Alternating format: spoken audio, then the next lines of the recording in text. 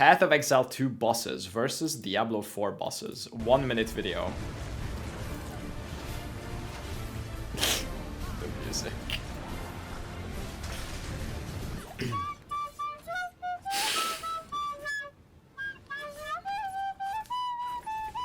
Rob about MP? What? It's so good, man. What? It looks like MP. Yeah. Look like MP. Rare footage. Let me in. Korean gaming. He's Look losing. like I don't know what I'm doing here. You say that, I can't unsee it. You can kind of find, so when you look at the map, right, there's gonna be like lines connecting the zones, and they're kind of towards the angle that you're supposed to go.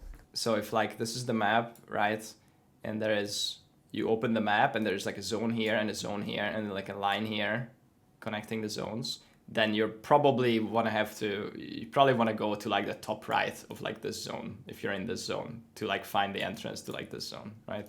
Does that make sense?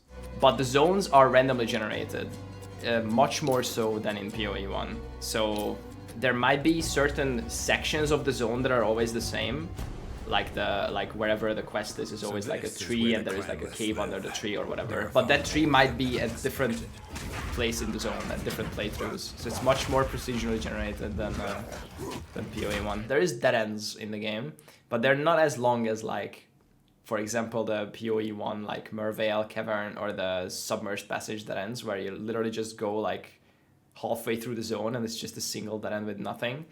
If you go into a dead end, there is generally gonna be either a rare mob or a blue pack or a chest at the end. So at least you're kind of rewarded for exploring. Who are you gonna group with? Marcus, Snap, Kurosaki, Bazooka. Interesting. That would be an interesting party. But one of that is correct. I think it's gonna be our core PoE1 group. Haven't confirmed with anyone yet, like everyone yet. Well, pretty much everyone's confirmed except Rasmus, but I'm pretty sure Rasmus is in also. So it's basically Snap, Evan, Red, Chili, Rasmus, and I. Listen, pretty sure, just like in LE, I guess even in Diablo 4, like you can probably make any damage dealing ability work for the campaign. Like it's gonna be fine. Whether or not it works well for endgame, we don't know like how things scale, but I'm pretty sure literally any damage dealing ability on any class is gonna be able to do. This is either gonna be based or cringe. Like up till yellow maps tier or whatever, and maybe for red maps you're gonna have to start getting like a good build or whatever, but all it takes is gold to respec and just getting gems, and just like you click a level 17 gem or level 10 gem and like boom, you're back where your current level 10 gem is, right? You just switch to another build. Like it's not like, okay, I have to get completely new equipment, completely new items, link all different color, everything. Like it's gonna be probably pretty easy to like reroll within your ascendancy to something else. There is a checkpoint next to every boss, so if you die at a boss, there's no like long Dark Souls run back. So that's good. So you can always just instantly go again. Let's say you start from here in the waypoint and you clear your way here and you die here. You technically don't lose XP, but you res back here and you have to do this route again, or you have to like, you know, go somewhere else if you want to get some XP on the way. So you lose time. And if you die on a boss fight, you res outside and the boss heals back to full. So you're losing time, which is, you know, technically XP, but not like a direct, your bar goes down way, but more indirectly. Yeah. Do mobs respawn? No. So not anymore. This is an old thing. In the older builds, the mobs used to respawn in the zone when you die, and you could teleport out during the boss to refill your flask. None of those things are the case anymore. The mobs don't respawn, so whatever you cleared in the zone, you cleared, but you spawn back at the checkpoint or back at the waypoint, and you cannot teleport out during a boss. If you go into a boss area, either you die or the boss dies. That's it. Those are the two outcomes. Sorry, I'm just messing. That was a checkpoint. See? You run past the little obelisk. It lights up like a waypoint, refills your flasks. Now if you die, you res here. Boom. This is life rolls, okay? If this item just drops to you on the campaign, anything can roll on it, right? It just drops, but it's probably a low-level item, so probably like just this stuff can roll, right? But once you get to end game, Ooh, I hit a big one. and something drops, anything can roll on it, right? It could be the best tier of life, it could be the worst tier of life. So what Rarity does in PoE2, other than affecting, is it gonna be normal or magic, is it gonna be magic or rare, is it gonna be rare or unique, it affects what tiers of mods can roll on the item. And so eventually, if it drops as a tier 2 or whatever, then only these mods can roll. If it drops as a tier 3, I'm just using random numbers right now, then these mods can roll. And eventually, if it's the highest tier, only like the best of the best mods can roll. So you're like reducing the chance that like the dog shit, you know, like it rolls with 7 life on it, you know, or 3 life, you know, like the 1 to 3 life.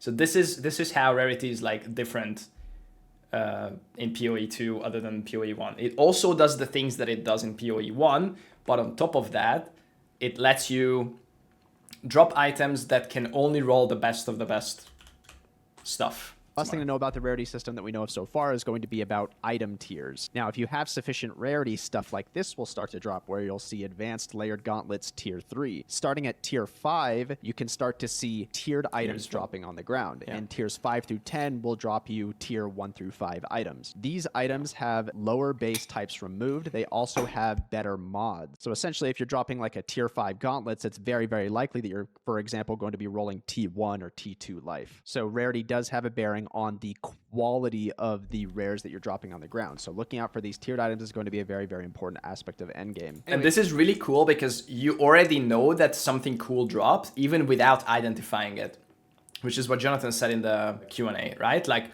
you found a tier 5 item, it's like you see it on the ground, like, yo, this is gonna be really good, or it has a possibility to be really good, other than it's like, oh, it's 100 dumbass rares on the ground.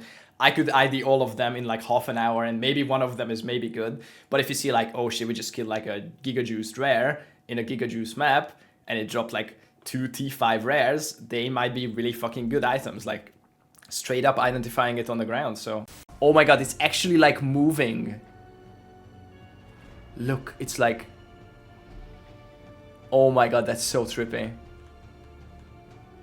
Oh, look, we're moving through the desert. It's alive. Yeah, we're being pulled by dinosaurs. Look, a massive dinosaur is moving our entire hideout. Holy shit. That is a cool hideout. And it works right now in PoE1. 2013 1.0 release, cast one damage taken added, no cooldown, insta-leech plus rough reflect map. It worked. It was one-shotting most things and we survived the loop. Oh, and then you linked with a timestamp. Oh, just 12 seconds. Yeah. Jesus Christ. Snap says, I also played this build. The sound. Oh my god, it just freezes. 11 years ago. Look at the charges. This is the shit I have to put up with. Can't move.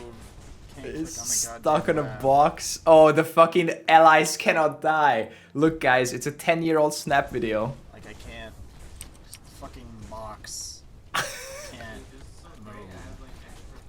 He's stuck. Can't kill the totem. Stuck on the allies cannot die totem. Oh no. Can't. The do tragedy. anything. Oh shit. Oh. No, I'm frozen again. Oh, there we go. Yes. Here is crafting in PoE1, right? Legion gives you this stuff, and this stuff. Sanctum gives you most of this stuff. Base game, everything. Pinnacle boss, essence, Harbinger, these things. Bestiary, Delve gives you everything. I don't know why. I guess the Delve is mostly fossil. Betrayal has lots of arrows. It's crazy, right? PoE2 crafting is this. That's it. The base game gives you currency and also wall orbs actually. Trial of Strength, Ultimatum, Soul Cores to get into gear, Pinnacle Boss, we don't know, Essences, Essence, Delirium, Oils, Breach, Catalyst, Rituals, Omens. That's it. Omens to help you target craft, so you can annul like only suffix or only prefix. You can slam only suffix or only prefix. Anointing is only for jewelry. Essence, it's gonna explain what it does on the essence. It only comes from essences, as far as we know. There's rock crafting that's similar to PoE1. That's it. So it's not gonna be like, okay, so the first step is gonna be prefixes cannot be changed, beast craft to get this one mod, and then reset it, and then like do that 100 times, and like it's gonna be way more easy to begin. Okay. PoE2, the Diablo-like ARPG. Path of Exile 2. Let's watch this one. This is one of the strongest announcements I've ever seen in the history of ARPGs. This is insane. Holy crap, this Hey, is going Vermilion. to be incredible. This is old school RuneScape. You gotta play it. I'm excited. This is perfect. Diablo 4 is cooked. See, this is what Diablo 4 should have been. Like, Diablo 4 is bad, Diablo 4 is dead. I'm gonna quit Diablo 4. That this beta has more depth to it than Diablo 4 does after the expansion.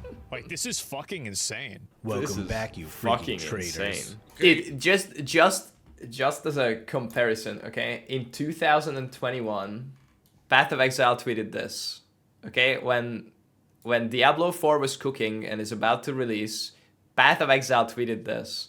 We're excited for the future of action RPGs and can't wait to see what the Blizzard team has been working on for their upcoming Diablo reveal. Sending our best wishes to the whole team. Like, this is the comparison. This is what PoE tweets when Diablo is coming out with new stuff. And this is what Diablo tweets when PoE is coming out with new stuff. Like, what the fuck? Cringe. Okay, guys, I need an aura bot for scientific purposes. We have a level 39 Malevolence and a high level Haste and high level Clarity, hopefully. He doesn't have Clarity, but I have my own Clarity. Hopefully that's fine. And so I put on the Goblin Troop pet, the one that everyone hates. And I am on my standard Ballista character that spawns 1,000,000 units. I will just spam Mirror Arrow and Blink Arrow. And we listen to what happens.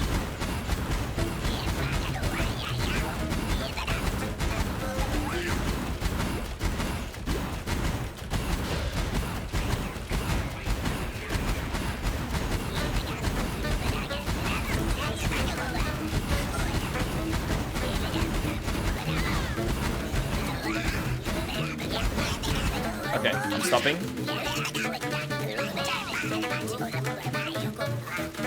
I think it's more. I think it was the sound channels, actually. Oh, it's definitely more.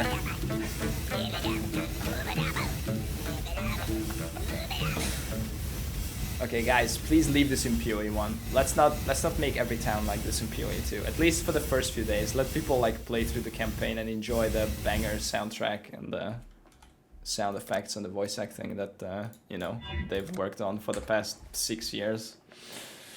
Please, thank you. Before the announcement, watching the announcement, rewatching the announcement, watching streamers react to the announcement, watching podcasts about the announcement, watching developer interviews about the announcement, watching streamers react to developer interviews about the announcement. It's still not December 6th.